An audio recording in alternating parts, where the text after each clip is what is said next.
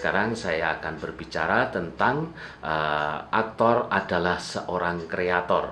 Seperti teman-teman ketahui, bahwa aktor, kalau kita berbicara tentang aktor, maka kemudian yang kita lihat bukan hanya aktor sebagai sebuah profesi, tapi aktor adalah way of life atau jalan untuk hidup.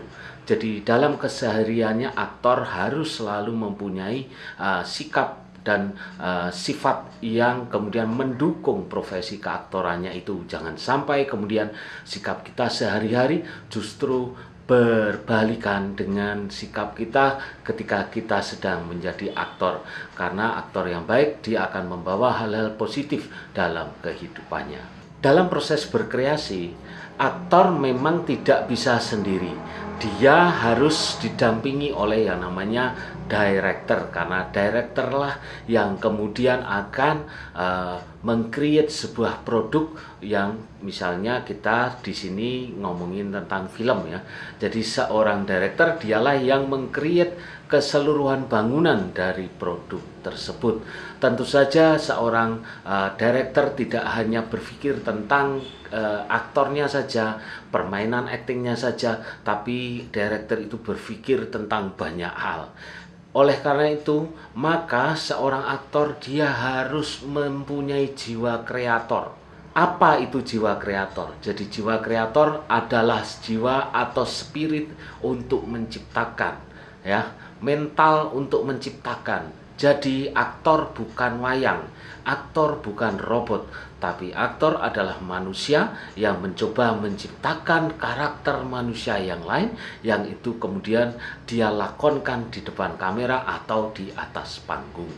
Apa saja yang harus diciptakan oleh seorang aktor? Yang pertama tentu saja adalah karakter. Kemudian yang berikutnya yang harus diciptakan adalah peristiwa. Seperti kita ketahui dalam prinsip membuat film yang selama ini saya jadikan patokan adalah film adalah peristiwa yang divisualkan, ya, bukan visual yang diisi peristiwa. Sehingga peristiwa itu harus diciptakan. Nah, salah satu proses menciptakan sebuah peristiwa tentu saja dengan kehadiran karakter-karakter tokoh yang ada di dalam peristiwa itu. Nah, disitulah butuh ensemble cast. Jadi para aktor ini kemudian membuat sebuah orkestrasi yang baik, membuat sebuah ensemble yang baik dalam menciptakan sebuah peristiwa, sehingga peristiwa itu bisa dibuat sedemikian rupa, bisa meyakinkan penonton bahwa peristiwa itu benar-benar terjadi. Jadi itu kira-kira jiwa kreator seorang aktor. Apakah kemudian aktor itu harus selalu menciptakan? Saya pikir iya. Karena seorang director dia tidak akan mungkin terus mengawasi proses keaktorannya. Oleh karena itu seorang aktor harus mandiri dan tahu apa yang harus dilakukan.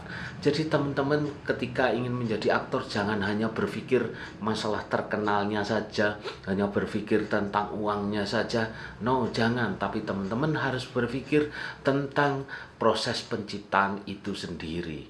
Jadi aktor akan mengalami rasa tidak nyaman biasanya pada saat menciptakan karakter, karena karakter itu ada kemungkinan dia berbeda dengan karakter asli diri si aktor itu sendiri.